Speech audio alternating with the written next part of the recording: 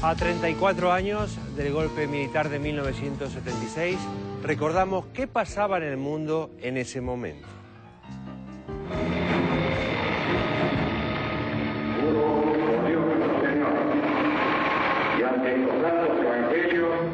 El golpe de Estado del 24 de marzo de 1976 tuvo en un primer momento poca repercusión en el mundo.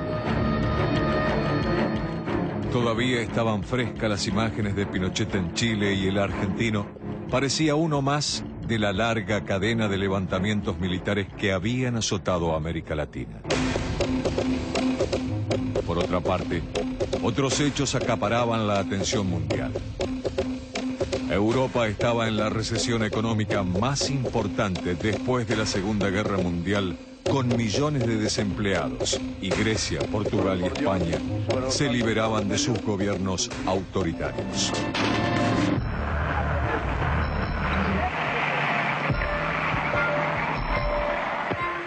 Portugal, que había visto la caída de la dictadura más longeva de Europa, vivía su revolución de los claveles y abandonaba la mayoría de sus antiguas colonias en África como Angola y Mozambique y Asia. La alegría en Angola duró poco. Fue invadida por tropas sudafricanas y Cuba envió soldados para apoyar al nuevo gobierno. Por su parte, Indonesia aprovechaba la retirada portuguesa de Timor para ocupar la parte oriental de la isla. Con el apoyo de la Casa Blanca, Suharto masacró a 1/3 de la población. En España, en noviembre de 1975 había muerto Franco. En enero de 1976, mientras el país estaba sacudido por huelgas de trabajadores, se elegían alcaldes por primera vez después de 40 años. Además, sus tropas se retiraban del Sahara, donde se proclamaba la República Árabe Saharaui Democrática. Esto agudizó un conflicto con Marruecos que todavía perdura. Europa también estaba convulsionada porque los poderosos partidos comunistas de Italia y Francia criticaban abiertamente la falta de libertades en la Unión Soviética. De la mano de Enrico Berlinguer, se distanciaban de Moscú diciendo que había que sepultar la dictadura del proletariado. Aparecía un nuevo fenómeno, el eurocomunismo.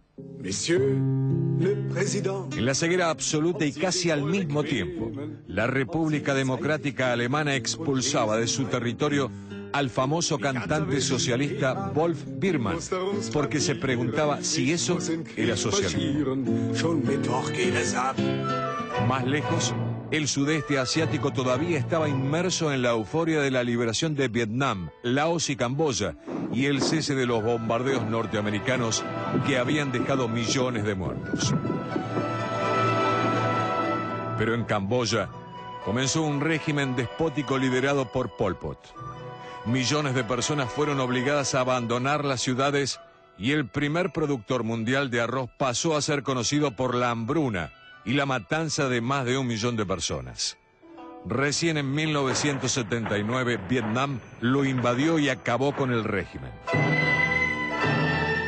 Un poco más lejos, China vivía un año clave. A principios del 76 moría Zhou Enlai, un histórico líder revolucionario y uno de los artífices del viaje del presidente Richard Nixon a China en 1972. Pocos meses después desaparecía el líder de la revolución, Mao Zedong, y de la mano de Deng Xiaoping, China avanzaría en su reforma capitalista.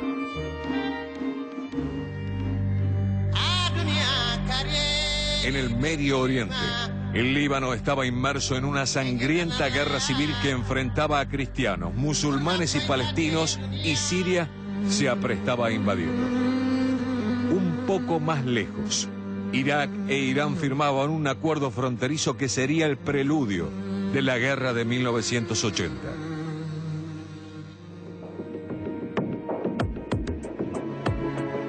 El 24 de marzo, la Argentina se sumó al círculo de represión y muerte que ya reinaba en el Cono Sur. Faltaban 2 años para el surgimiento de las Madres de Plaza de Mayo y para que la palabra desaparecidos entrara en el vocabulario de la política internacional. Pero esa es otra historia.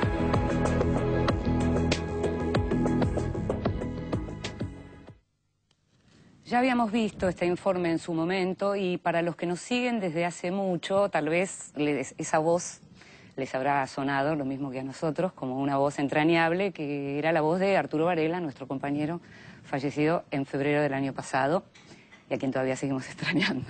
¿Y cómo cambió el mundo, eh? Ahí ya se hablaba de China, Deng Xiaoping, las reformas.